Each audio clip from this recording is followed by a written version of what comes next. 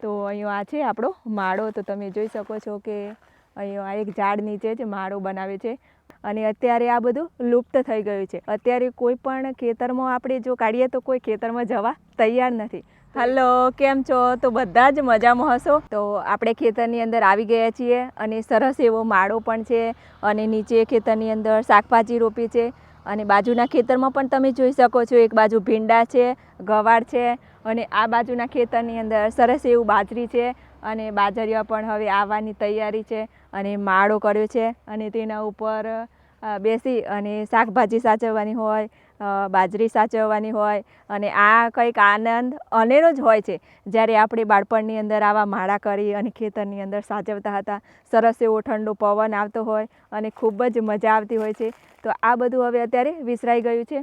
તો અહીંયા આ છે આપણો માળો. તો તમે જોઈ શકો છો કે અહીંયા એક ઝાડ નીચે જ માળો બનાવે છે અને તેને ચાર બાજુ રોપી અને બીજા બે લાકડા છે તેની ઉપર ખાટલો મૂકી દીધો છે અને સરસ એવો માળો પણ બનાવે છે અને બધી જ બાજુ ખુલ્લી જગ્યા એટલે સરસ ઠંડો પવન પણ આવતો હોય છે.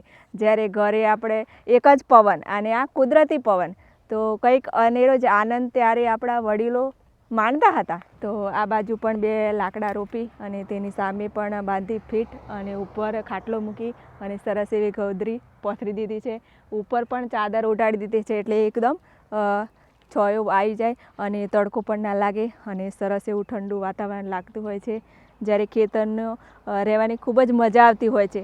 તો પહેલાંના જમાનાની અંદર શું છે કે ખેતરની અંદર જ જમવાનું બનાવવાનું અને ખેતરની અંદર જ ચા મૂકવાની, સરસ એવું જમવાનું, તાજું ફ્રેશ શાકભાજી પણ મળી જતું. તો જ્યારે આપણે ઘરે બેસીને ખાઈએ છીએ ડાઇનિંગ ટેબલ પર તેનો સ્વાદ અને જે ખેતરની અંદર આપણે જમીન પર બેસી અને ખાઈએ છીએ તેનો સ્વાદ કંઈક અલગ જ હોય છે.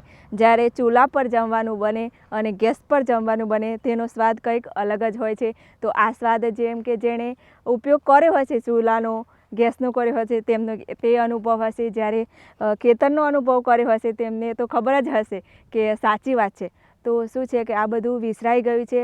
આપણા વડીલો આવું બધું ખેતરની અંદર જ કામ કરતા હતા અને અત્યારે આ બધું લુપ્ત થઈ ગયું છે.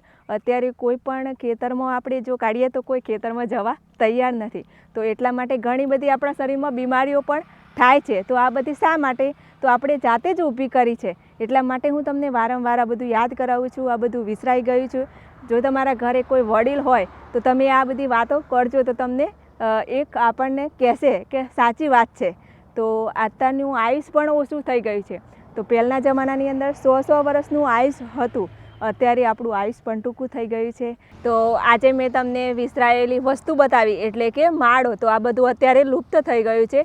તો આજે મેં તમને આ માળા વિશે માહિતી આપી. તો વિડીયો ખૂબ જ ગમ્યો હશે તો વિડીયોને લાઇક કરો, શેર કરો અને દક્ષા રેસીપી પેજને ફોલો કરો. અને હવે ફરીથી એક નવા જ વિડીયો સાથે મળીશું. ત્યાં સુધી બાય બાય.